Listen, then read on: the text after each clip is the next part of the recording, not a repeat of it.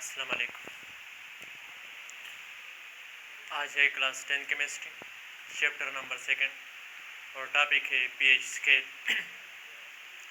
तो pH scale किसने introduce करवाया था? तो फर्स्ट इंट्रोड्यूस बाय सोरेंसन इन 1909। ये एक साइंटिस्ट था सोरेंसन, उन्होंने 1909 में इंट्रोड्यूस करवाया। इसका मतलब क्या है, किस चीज़ के लिए हम इसे इस्तेमाल करते हैं पीएच स्केल को? तो it is use for the measurement of strength of acid and bases. हम इसको एसिड की स्ट्रेंथ या बेस की स्ट्रेंथ के लिए इस्तेमाल करते हैं और इसको हम फिर नाम देते हैं पीएच एंड पीओएच स्केल।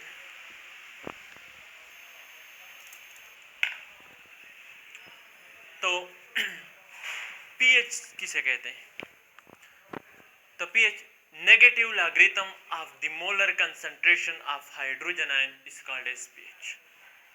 अगर हम हाइड्रोजन आयन की कंसंट्रेशन की एंटी लॉग ले ले या नेगेटिव लॉगरिथम ले ले तो इसको हम नाम देते हैं पीएच। जिस तरह के pH is equal to negative logarithm of the molar concentration of H+। तो अकॉर्डिंग टू दिस स्केल, इस पीएच स्केल के मुताबिक pH of water is calculated. Water की हम पीएच किस तरह मालूम करते हैं? वो इस तरीके से pH is equal to negative logarithm of hydrogen ion concentration. तो इससे पिछले लेक्चर में सेल्फ आयोनाइजेशन और ऑटो आयोनाइजेशन ऑफ वाटर में हमने पीएच की वैल्यू मालूम की थी, तो वो वैल्यू इधर पुट करनी है। Putting the value of pH या putting the value of H+ की वैल्यू यहाँ पर हमने मालूम की थी, OH की वैल्यू मालूम की थी, तो H+ की वैल्यू यहाँ पर लगाना है। H+ की वैल्यू क्या रही थी?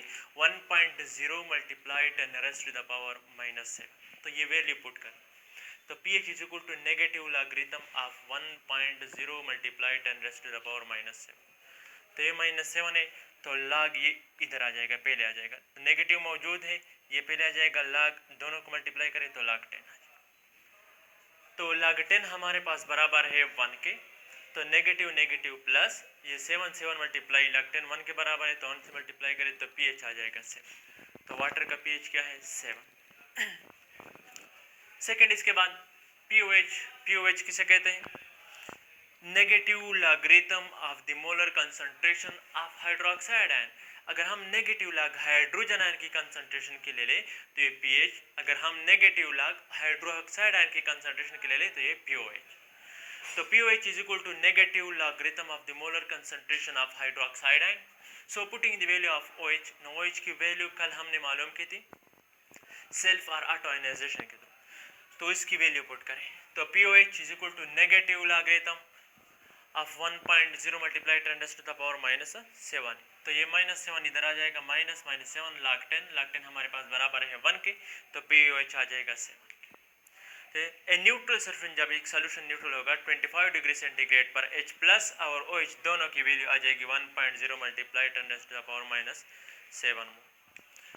तो नीचे ये जहाँ पर आप लोगों को एक डायग्राम नजर आ रहा है जिसमें हम पीएच और पीओएच की बेस पे एसिड और बेस मालूम करते हैं।